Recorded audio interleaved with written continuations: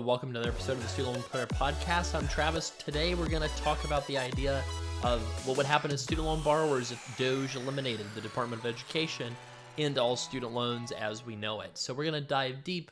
We're going to take a look at all of the proposals that are being thrown around out there. We're going to talk about what borrowers need to know, and we're going to calm your nerves in today's podcast.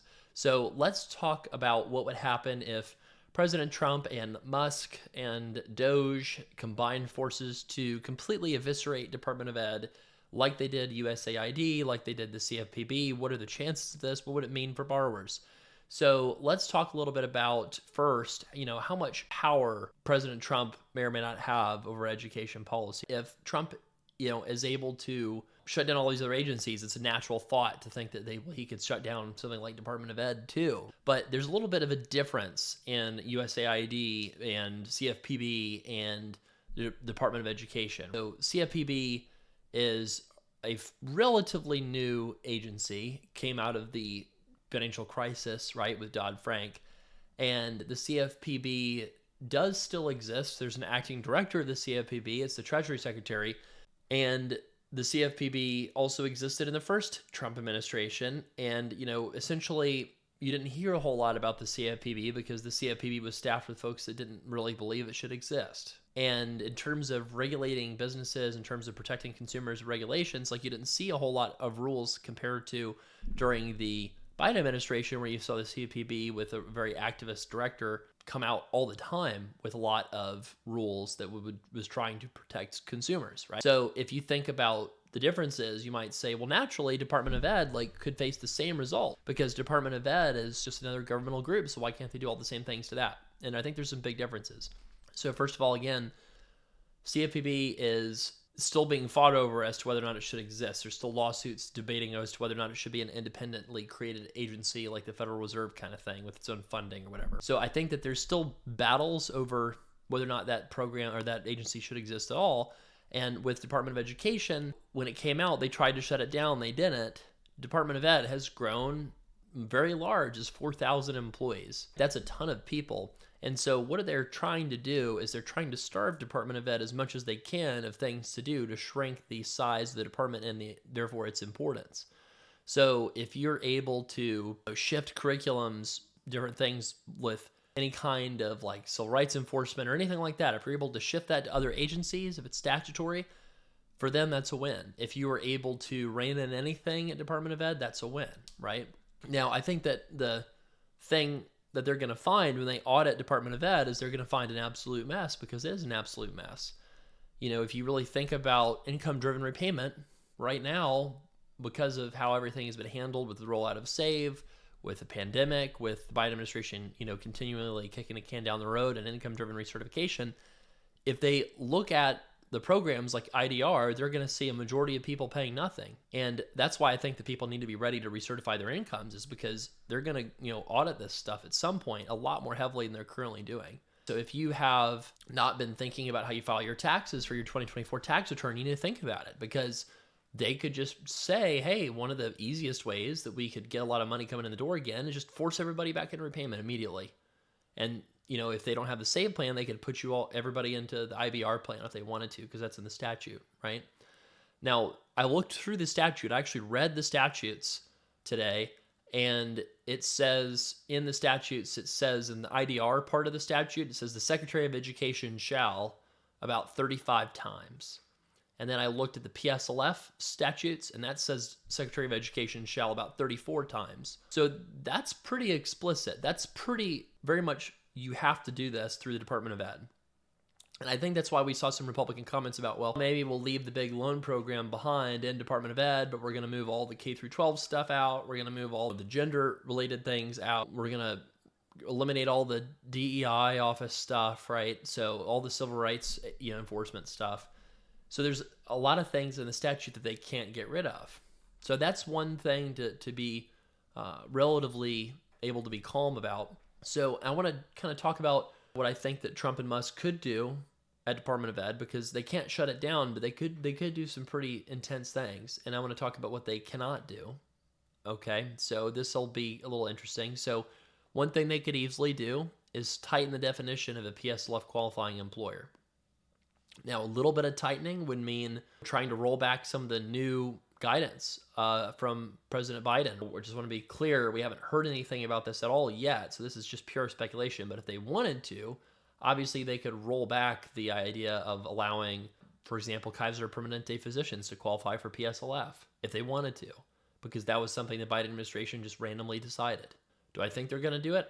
I don't think so. I don't want to make anybody super worried about that because we can't control it, but they could. Because PSLF qualifying employer, there's a little bit of wiggle room in there as to what that actually means. They could also roll back PSLF definitions to the original definition during the first Trump administration, which is you have to work full-time according to your employer's definition, not just the 30 hours a week.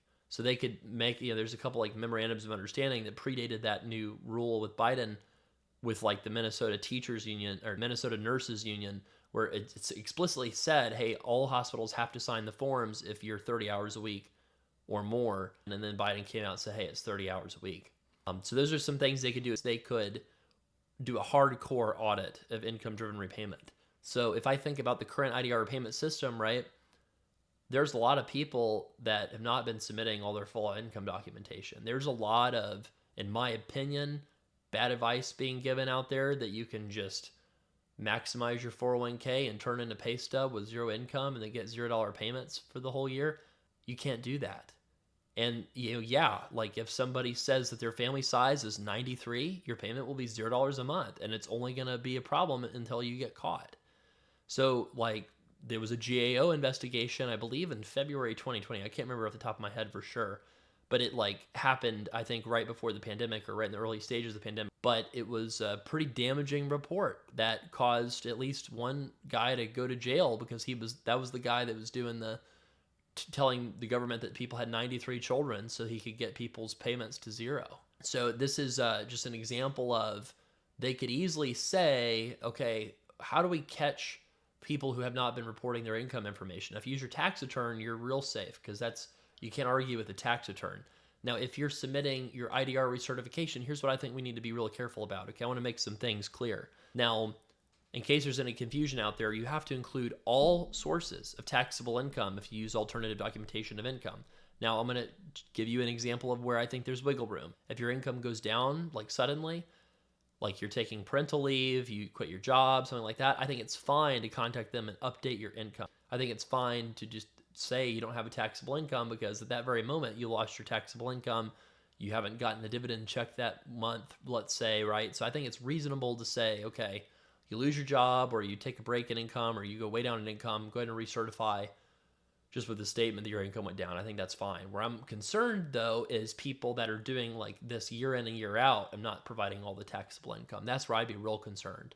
So, for example, if you have an S corporation, if you're a dental practice owner or something like that, you've got to report not just your W-2 wages, you've got to report your K-1 dividends too when you do alternative documentation of income.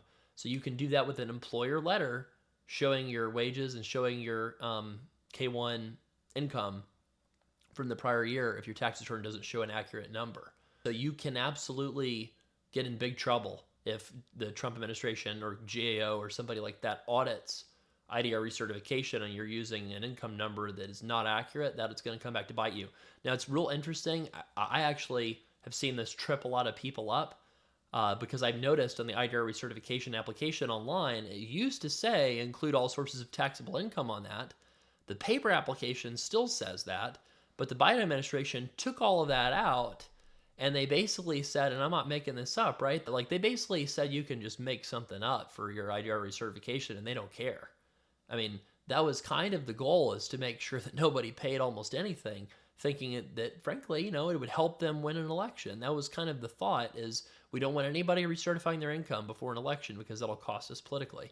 And then, obviously that didn't work out. They didn't, obviously in Biden's case, didn't run, and the administration, didn't win the election. And then now we've got, a administration that is trying to do a bunch of expensive unpaid for things like big tax cuts, right, for people with higher incomes, disproportionately benefiting, and it's very deficit financed, and they are hunting for savings. So if they do the Doge analysis or something and they find, oh wow, out of the people that are in repayment, there's a $1 trillion of student loans in repayment, we're only collecting $5 billion a month, let's say, hypothetically, we could be collecting twice that if we forced people to recertify their incomes. I think they're probably going to do that. So be ready for that. I think a couple other things that could happen, depending on how hardball they were going to go, they could potentially look at restricting federal student loans by, Democratic administrations typically make gainful employment rules, which say you have to get at least 10% of your funding. I think this is what the rule says, like at least 10% of your funding externally, not from federal student loans purposes. And you also need to get decent student outcomes for employment and those sorts of things, right? So like the Trump administration could make its own rule and target nonprofit colleges. They could say, hey, if you're a nonprofit college, you produce students with debt to earning income greater than 3-to-1, like you're cut off from the program. And there might be lawsuits and such, but they could try to do that in the same way that, Democrats have historically gone after for-profit colleges with low-quality programs. The Trump administration could go after not-for-profit colleges, and maybe the programs are high quality, but maybe they're just really expensive. And then maybe they could try to make an argument, well, those programs shouldn't really qualify to receive student loans. It'd be interesting to think about what could happen there. A few more things that they could do. We could see a hiring freeze at Department of Ed, maybe even reducing support and processing for people that process the applications. I mean, there's a massive backlog right now. We've got Mohila sending out all these random letters saying that people are in if you're not processed within 60 days, they're putting you into some sort of 0% holding pattern forbearance. I mean, that's going to be something else I think that's going to go away. These 0% interest freezes during forbearances or something like that. I mean, that's something that's probably not going to last very long either. So those are some of the things. So I guess the other thing is they could try to make a new version of a repayment plan, right? They could try to say we're going to make a new repayment plan through the ICR statute that's way worse than repay and save. And that's if they don't eliminate the save plan outright and the courts don't strike down the ICR statute usage. So those are all those sorts of things. And, you might say, oh my gosh, that's a terrible list. Well, what's not at risk, right? PSLF, IBR, that's not at risk. It's in the statute. And you might say, well, they don't have to follow the statute. Well, yeah, they do eventually. A lot of the stuff that they've been doing with CFPB and USAID and all these agencies is they're essentially trying to get as many people out of those agencies as oppose them as they can through the buyouts, right? And they're also trying to do funding freezes and spending reviews, and they're trying to do things as much as they can to make it difficult for folks that don't support their agenda to operate in those departments. And, the funding freezes cannot last forever. If Congress appropriates the money, you have to use it at some point. You do. And remember that there was a freeze on all federal loans and grants. I remember because my wife was working on an NIH grant and she wasn't able to get anything from that or even get communication from that. And then boom, a court came in and issued an injunction and stopped the Trump administration, and they rescinded the order and they moved on to the next thing. And just to be clear, right, like administrations, especially new administrations of different political parties, like they do this and they both do it differently. So if Trump is going after federal loans and grants, like remember that Biden was issuing an eviction moratorium nationwide and saying it was due to the pandemic when he kind of said, okay, we're going to end it because the Supreme Court's striking it down. And then he got pressure from progressive groups and his party to extend the eviction moratorium, and he did it, and even said, I'm doing this to buy people more time, but I know the courts are going to strike it down anyway.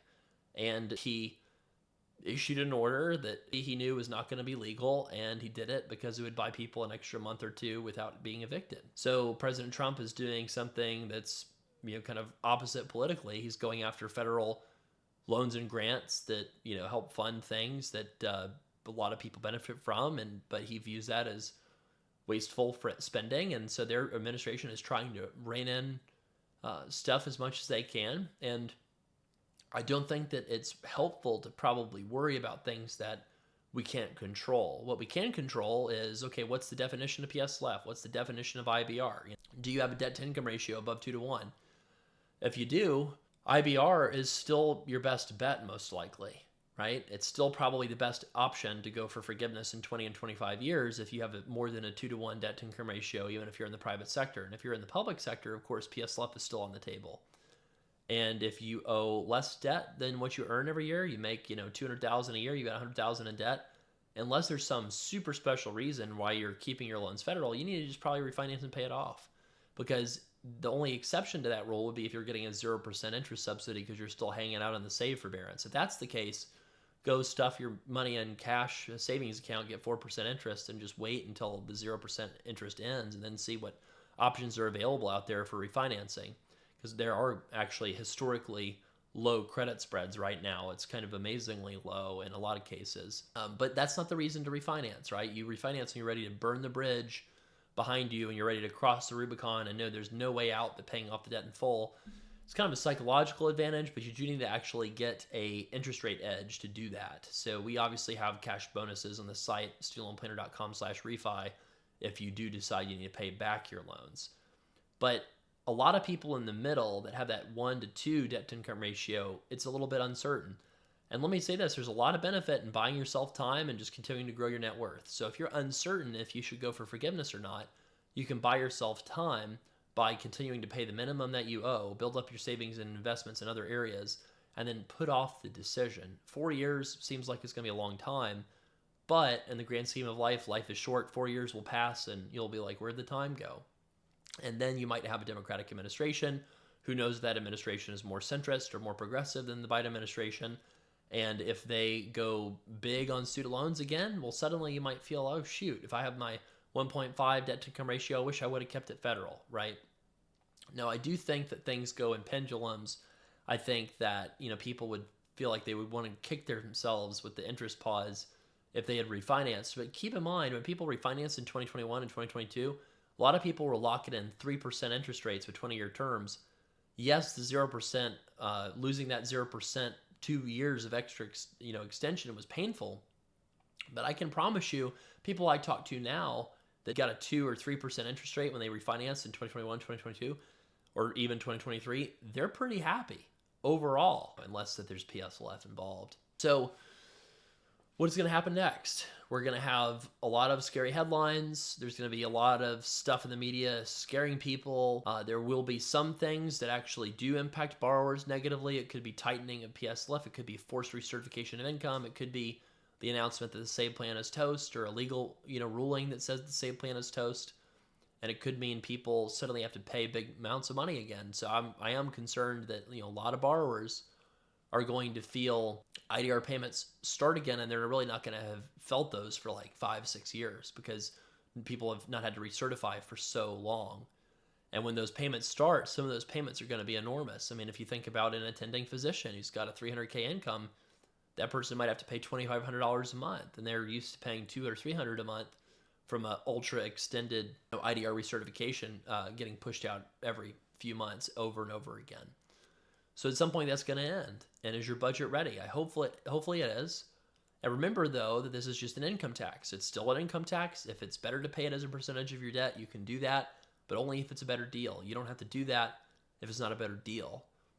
And keep in mind, too, that we're going to also see probably in spring the discussions about a big bill on the Trump tax cuts that's going to include a lot of stuff, and there's going to be a ton of lobbying and a lot of news coverage about it.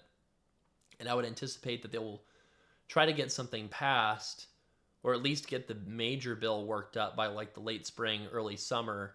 I think if I recall correctly, they were able to get the first Trump tax cuts passed like in the fall, but I could be off on that timing. So that's what we're going to be following, is like executive orders and actions with Trump. We could see a lot of stuff. We could see a lot of things that tighten things up on the loan forgiveness front.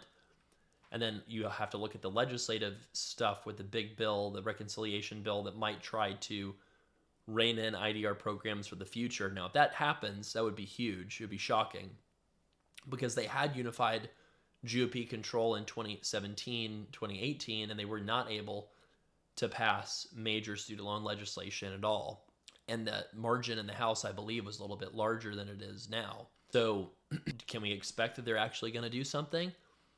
I think that probability-wise, it's more likely than not that they won't. And we'll just see a lot of Trump-type executive orders on student loans that are going to be restrictive of loan forgiveness and forcing people to recertify their incomes and things like that. But we'll see. So I'll go ahead and end it for today. If you go to studentloanplanner.com/voicemail, would love to get your questions. I love featuring listener questions. That's always a fun thing to do in every pod episode. If you have any fears about things you're worried that could be taken away from you, feel free to go to that URL and share your concerns or your fears or your questions. And we just really appreciate you listening to the Student Loan Planner podcast. Remember that every Friday, we're doing more of a wealth building themed episode to give you just a little bit of different content, some stuff that's really uplifting. It's targeted, towards people that are current and former six-figure student loan borrowers on those Friday shows. Also, I would encourage you, if you are a dentist, physician, or veterinarian, we have profession-specific shows for you. So I would type in financially free physicians or financially free dentists if you're one of those professions. And then the veterinary financial podcast, it's a slightly different name for the veterinarians. But if you type in those names on whatever podcast platform you listen to, you'll be able to subscribe to one of those shows if it fits your profession. And basically, you're going to get a profession-specific version of the Student Loan Planner podcast, which I think you're going to really enjoy. And, in a perfect world, you do so much laundry and go to the gym so often, you're listening to all of them. But of course, we appreciate deeply any shows of ours that you choose to listen to, and we don't take your listenership for granted. So thank you for listening to the Student Loan Planner podcast. studentloanplanner.com/voicemail if you want to leave a question for the show.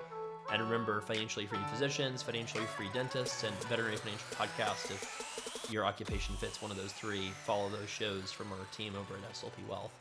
Thanks so much. Have a great rest of your week.